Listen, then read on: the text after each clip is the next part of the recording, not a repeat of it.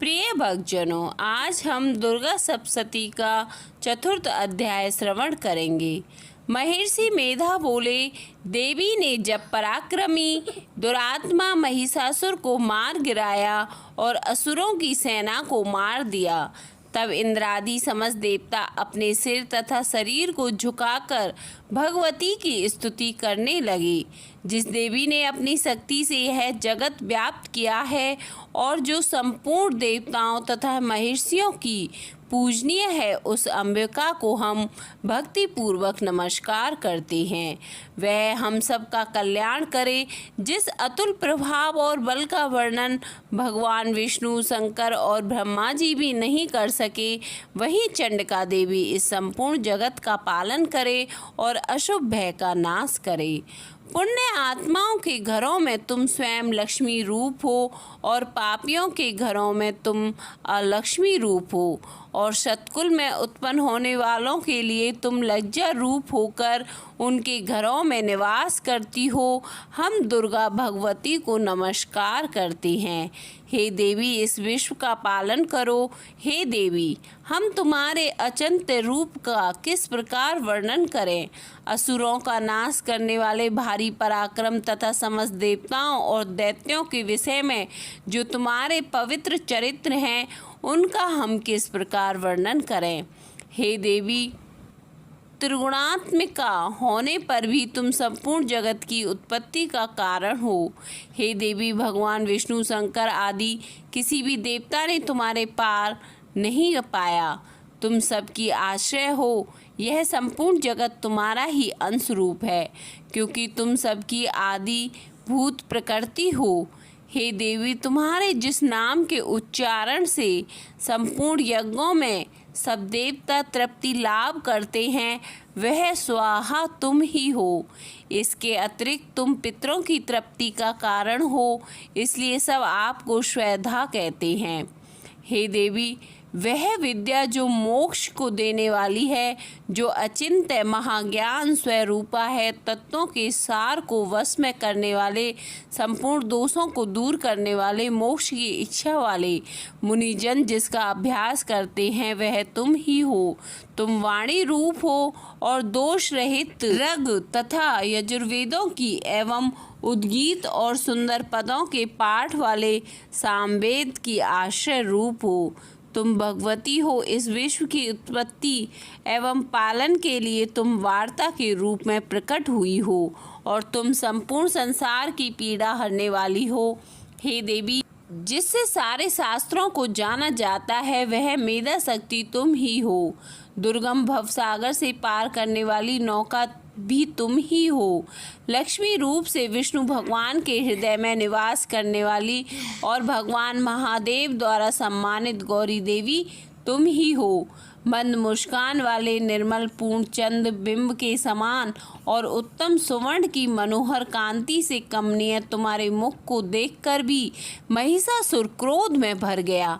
यह बड़े आश्चर्य की बात है। और हे देवी, तुम्हारा यही मुख जब क्रोध से भर गया तो उदय काल के चंद्रमा की भांति लाल हो गया और तनी हुई बाहों के कारण विकराल रूप हो गया। उसे देखकर भी महिषासुर के शीघ्र प्राण नहीं निकल गए। यह बड़े आश्चर्य की बात है। आपके कुपित मुख के दर्शन करके भला कौन जीवित रह सकता है। हे देवी, तुम हमारे कल्याण के लिए प्रसन्न हो। आपके प्रसन्न होने से इस जगत का अभ्युदय होता है, और जब आप क्रुद्ध हो जाती हो तो कितने ही कुलों का सर्वनाश हो जाता है। यह हमने अभी अभी जाना है, जब तुमने महिषासुर की बहुत बड़ी सेना को देखते देखते मार दिया। हे देवी, सदा अभ्युदय प्रताप देने वाली तुम जिस पर प्रसन्न हो जाती हो, वही देश में सम्मानित होता है।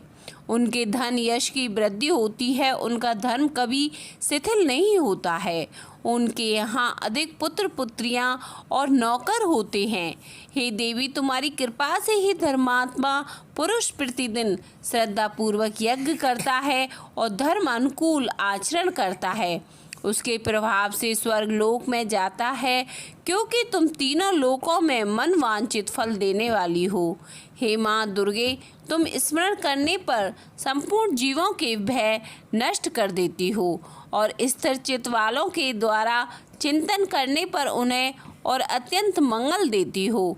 हे दरिद्र दुख नाशनी देवी, तुम्हारे सिवा दूसरा कौन है? तुम्हारा चित्त सदा दूसरों के उपकार में लगा रहता है।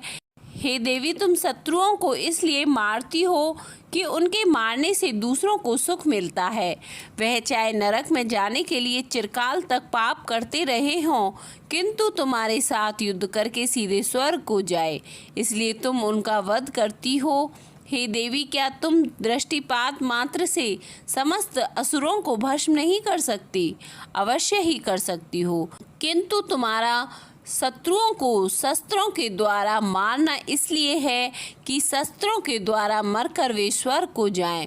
इस तरह से हे देवी, उन शत्रुओं के प्रति भी तुम्हारा विचार उत्तम है। हे देवी, तुम्हारे उग्र खड्ग की चमक से और त्रिशूल की नोक की कांति की किरणों से असुरों की आंखें फूट नहीं गईं।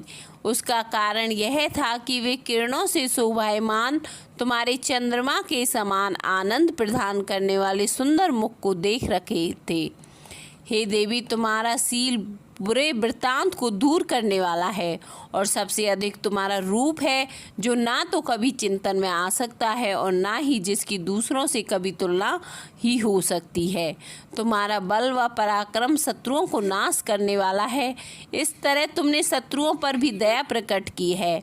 हे देवी, तुम्हारे बल की किसके साथ बराबरी की जा सकती है तथा शत्रुओं को भय देने वाला इतना सुंदर रूप भी और किसका है? हृदय में कृपा और युद्ध में निष्ठुरता, यह दोनों बातें तीनों लोकों में केवल तुम ही में देखने में आई है। हे माता, युद्ध भूमि में शत्रुओं को मारकर तुमने उन्हें स्वर्ग लोक में पहुंचाया है। इस तरह तीनों लोगों की तुमने रक्षा की है तथा उन्मत्त असुरों से जो हमें भय था उसको भी तुमने दूर किया है। तुमको हमारा नमस्कार है। हे देवी, तुम शूल तथा खड्ग से हमारी रक्षा करो तथा घंटे की ध्वनि और धनुष की टंकार से भी हमारी रक्षा करो। हे चंडिके, आप अपने शूल को घुमाकर पूर्व, पश्चिम, उत्तर तथा दक्षिण दिशा में हमारी रक्षा करो। तीनों लोगों में जो तुम्हारे सौम्य रूप हैं तथा घोर रूप हैं, उनसे हमारी रक्षा करो। इस पृथ्वी की रक्षा करो। हे अंबिके, आपके घर पल्लवों में जो खड्ग, शूल और गदा आदि शस्त्र शोभा पा रहे हैं, उनसे हमारी रक्षा करो। महर्षि बोले कि इस प्रकार जब सब देवताओं ने जगत माता भगवती की स्तुति की और नंदवन के पुष्पों तथा गंध अनुलेपों द्वारा उनका पूजन किया, फिर सबने मिलकर जब सुगंधित व दिव्य धूपों द्वारा उनको सुगंधित निवेदन की, तब देवी ने प्रसन्न होकर कहा, हे देवताओं, तुम सब मुझसे मनवांछित वर मांगो। देवता बोले, हे भगवती, तुमने हमारा सब कुछ कार्य कर दिया। अब हमारे लिए कुछ भी मांगना बाकी नहीं रहा, क्योंकि तुमने हमारे शत्रु महिषासुर को मार डाला है। हे महेश्वरी, तुम इस पर भी यदि हमें कोई वर देना चाहती हो तो बस इतना वर दो कि जब जब हम आपका स्मरण करें तब तब आप हमारी विपत्तियों को हरण करने के लिए हमें दर्शन दिया करो। हे अंबिके, जो कोई भी तुम्हारी स्तुति करे, तुम उनको वित्त, समृद्धि और वैभव देने के साथ ही उनके धन और स्त्री आदि संपत्ति बढ़ाएं और सदा हम पर प्रसन्न रहें। महर्षि बोले, हे राजन, देवताओं ने जब जगत के लिए तथा अपने लिए इस प्रकार प्रश्न किया तो बस तथास्तु कहकर देवी अंतर्ध्यान हो गई। हे भूप, जिस प्रकार तीनों लोगों का हित चाहने वाली यह भगवती देवताओं के शरीर से उत्पन्न हुई थी, वह सारा वृत्तांत मैंने तुझसे कह दिया है। और इसके पश्चात दुष्ट असुरों तथा शुंभ निशुंभ का वध करने और सब लोगों की रक्षा करने के लिए जिस प्रकार गौरी देवी के शरीर से उत्पन्न हुई थी, वह सारा वृत्तांत मैं यथावत वर्णन करता हूँ। चतुर्थ अध्याय समाप्त।